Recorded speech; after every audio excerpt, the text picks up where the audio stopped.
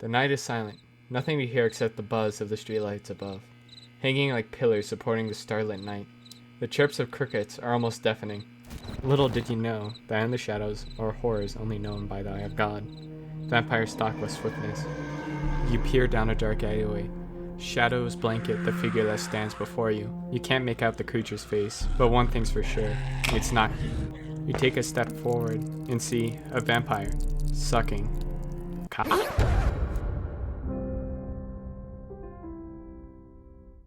The Tsukihime series started as an eroge adult visual novel released in 2000 by Type Moon, the same company that made the Fate series.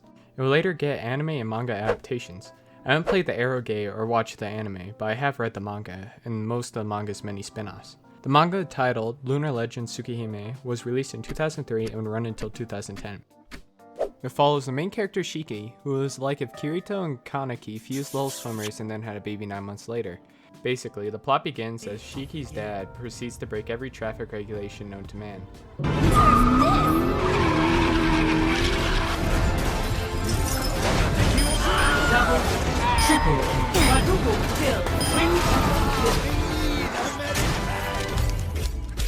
Because of the car crash, Shiki can now see what's called the lines of death.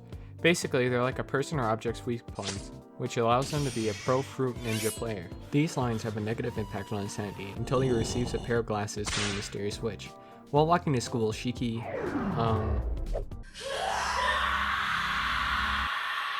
However, when he goes back to school the next day, the lady he killed is waiting for him. This lady is 𝓗𝓗𝓷𝓽𝓪𝓲, who is an extremely powerful true ancestor vampire. Basically, there are two types of vampires, dead apostles and true ancestors. Dead apostles are essentially the Dr. Thunder of the vampire world, and true ancestors are Dr. Pepper. 𝓗𝓗𝓷𝓽𝓪𝓲 spares and befriends Shiki, and they become like Ghostbusters, except for vampires. For the rest of the series, 𝓗𝓗𝓷𝓽𝓪𝓲 and Shiki try to solve a series of murders that have taken place. This is a very, and I mean very, slimmed down synopsis of Tsukihime. Now, would I recommend reading it? Yeah. The artwork, even though it may seem dated, is extremely charming and complemented the action scenes very well. Many of the characters are likable and entertaining. I found my favorite characters being Kohaku and 𝓗𝓗𝓷𝓽𝓪𝓲. Most of the time they act as comic relief, which I enjoyed. The plot and power systems were also very interesting, and I saw myself being hooked after reading the first 2 chapters. The manga progresses the reader's knowledge of the world, power system, and the mystery elements of the plot, parallel to Shiki. This makes you feel that you're advancing with Shiki, which is a nice touch.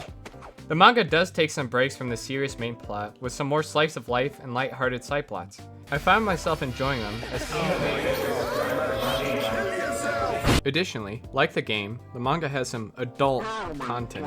However, Lunar Legend Tsukihime does have its problems. The manga was sort of angsty at some points, but not to the point where it was annoying. I don't hate Shiki as a protagonist, but he isn't the most interesting character either. His personality and character doesn't really progress as the story runs, and he never goes through a character arc. His personality stays as either crazy and angsty or non-existent. The manga did have some troublesome scenes. Hey, how's it going? I've actually got something for you. This is the bread that you asked me to get, and you can now go make me a sandwich. That sort of stopped the plot and were uncomfortable to read.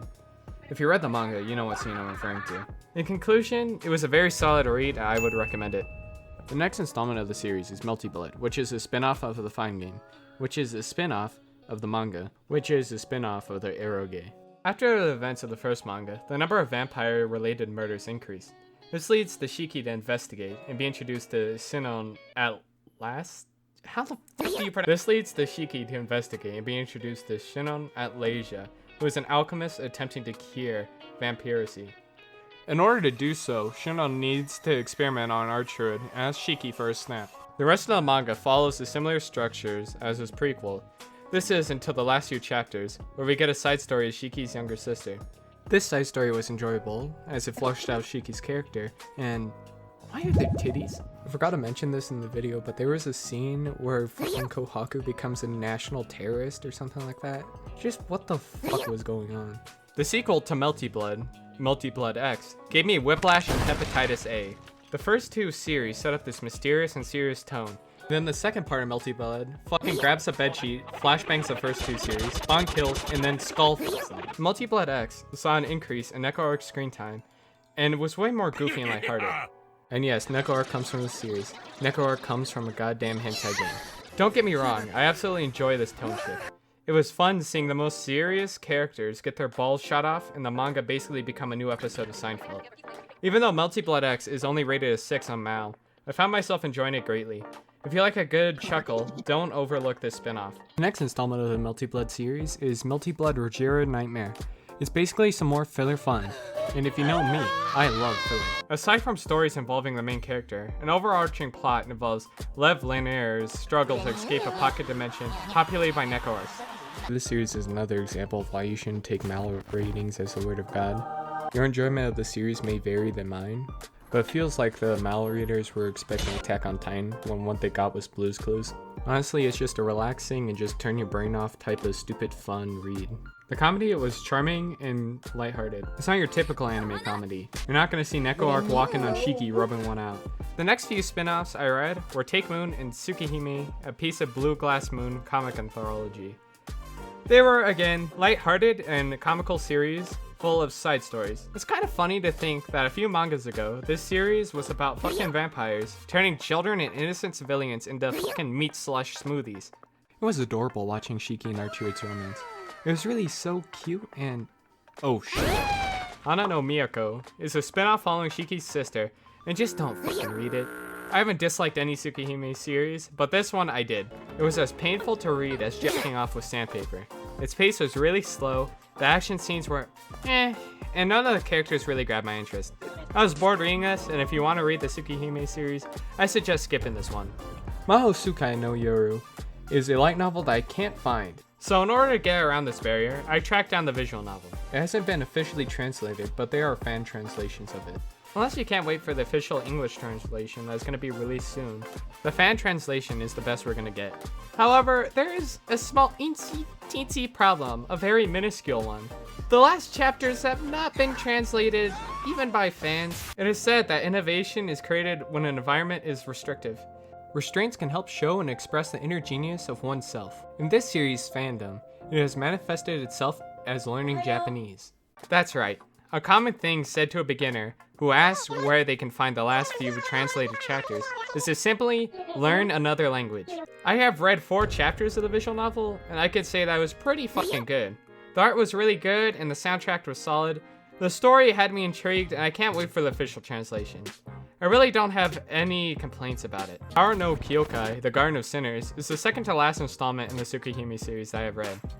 It takes place in an alternate timeline where Shiki has an Ussi. I only read 2 chapters of the light novel, but again, it's pretty solid. It had an interesting hook, and I can't really talk too much about it without spoiling it, as it's a very plot-heavy series. Once I finish the visual novel, I do plan on reading the manga as well as watching the anime, so I'll keep you guys up to date on that. Now, for the finale of this video. The Last Stand. Aristotle once said that the aim of art is to represent not the outward appearance of things, but their inner significance. Kanye West also once said, "I'm not a fan of books." However, this concept of art would not prepare me for reading Kitsy 8. If a silent voice shaped my perspective on life, Kitsy 8 became my life. It had many different deep concepts, such as the meaning of friendship. Is living actually living? And what makes life worth living? How do you deal with the fact that you know when and how you're gonna die? The only other aspects in this spinoff was massive fucking melons. I don't know what else I can say. It's a goddamn beach episode spinoff. It's like 5 chapters. Read it. I don't know. In conclusion, the Tsukihime series is really solid, really interesting, and I found myself really enjoying it. It's kind of funny actually because I discovered the series because I wanted to know where the hell Neco-Arc came from when that meme was really popular. It would be an understatement to say that I was surprised when I realized it was a porn game. Still introduced me to one of my favorite manga. It was really good. Thank you so much for making it to the end of the video. I really appreciate it. I started making this video a long time ago, so by the time I'm releasing this video, Mahoutsukai no Yoru's visual novel English translation is already out. I know this style of video is extremely different from my past few videos, so if this video gets 100 likes, I'll make another anime/manga review. I had a lot of fun making this video and I greatly appreciate your time. Some of my friends are starting to do content creation, So if you want to go check them out, I will look in the description of this video. If you want to see me live, go check me out at Frantic Frankfurter at Twitch. And I want to give a huge thank you to Crazytuxbanana, Cristacris, Violet Blossom, Trustofthesea, and Kquench. Once again, I greatly appreciate your viewership, and I hope you have a magnificent day.